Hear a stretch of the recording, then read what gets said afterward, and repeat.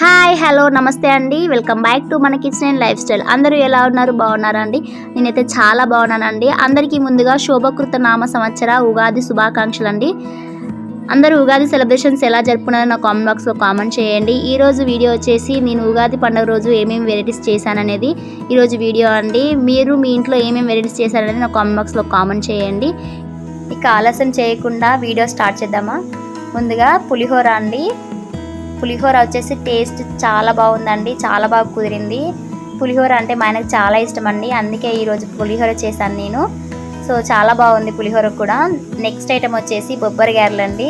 ఈ బొబ్బరి గారెల వీడియో మనం రీసెంట్గా మన ఛానల్లో అప్లోడ్ చేశానండి. ఎవరైనా చూడని వాళ్ళు ఉంటే ఒకసారి చెక్ చేయండి. నెక్స్ట్ ఐటమ్ వచ్చేసి పూర్ణాలండి. మా ఊర్లో వీటిని బూరెలు అంటారు. సో నాకైతే ఇవి అంటే చాలా ఇష్టం అండి, అందుకే చేశాను. సో చాలా బాగా కుదిరాయి కూడా. ఇవి వచ్చేసి స్వీట్ బోండా అండి. ఇవి అయిపోయాయి ఆల్రెడీ. స్వీట్ బోండా కూడా చాలా బాగుందండి.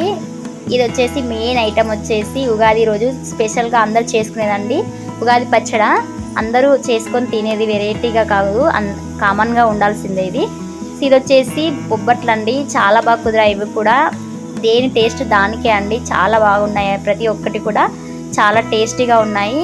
సో మీరు మీ ఇంట్లో ఉగాది పండుగ ఎలా సెలబ్రేషన్ చేస్తున్నారో నా కామెంట్ బాక్స్లో కామెంట్ చేయండి. So thank you for watching. Bye. మళ్ళీ మరొక వీడియోలో కలుద్దామండి. Keep watching.